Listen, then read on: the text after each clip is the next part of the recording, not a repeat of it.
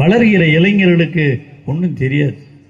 நாங்கள்லாம் படிக்கிற காலத்தில் இந்தி கட்டாய மொழியாகவே இருந்தது. கட்டாயமாக படித்தா அப்படின்னு ஒரு நிலைமை இருந்தது.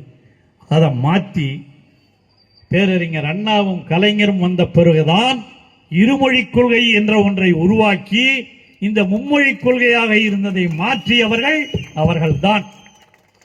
இன்று தமிழ்நாட்டில் எத்தனை கொள்கை? இப்ப இருமொழி கொள்கை தானே இருக்கிற உங்க பிள்ளைங்க எல்லாம் என்னென்ன மொழியில படிக்குது? நீங்கெல்லாம் இருக்கிறவங்க எல்லாம் எத்தனை மொழியில படிச்சீங்க? ஒன்னு தமிழ், இன்னொன்னு ஆங்கிலம். இந்த ரெண்டை படிக்கிறதுக்கு, இந்த ஆங்கிலம் படிக்கிறதுக்கே நமக்கு பெரிய கஷ்டப்பட்டு இருக்கிறோம்.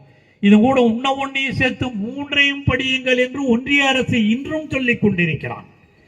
அதுதான் அவன் சொல்லுகிற கல்விக் கொள்கை என்று சொல்லி மும்மொழி கொள்கை என்பதை மீண்டும் இங்கே தமிழகத்திலே எப்படியாவது நுழைத்து விட வேண்டும் என்று செய்து கொண்டிருப்பதுதான் ஒன்றிய அரசினுடைய நோக்கம். முடியுமா?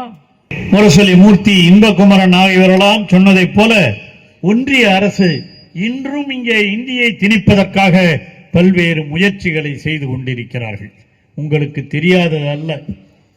அன்றே 1960 ஏன் இன்னைக்கு 25 ஜனவரியில் இந்த நாளை கொண்டாடுகிறோம்?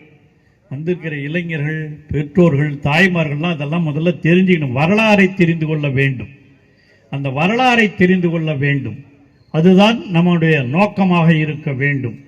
அப்ப இந்த ஜனவரி 25 1965 திருச்சி மாவட்டம் கீழப்பழுவூர் என்ற ஊரை சார்ந்த அன்பிற்குரிய சின்னச்சாமி என்பவர் மொழி போராட்டத்தின் தன்னைத்தானே மாய்த்து கொண்ட முதல் களபலி அவர்தான்.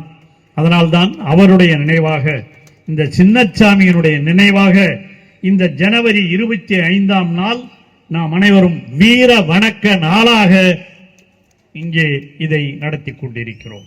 இந்த வீர வணக்க நாளில் சின்னச்சாமிக்கு மட்டுமல்ல, நான் படித்தேன் அல்லவா, நடராஜன் தாளமுத்துவில் இருந்து மயிலாடு சாரங்கபாணி வரை அத்தனை பேருக்கும் நாம் வீர வணக்கத்தை செலுத்த வேண்டும் என்று உங்களை எல்லாம் அன்போடு கேட்டுக்கொள்கிறேன்.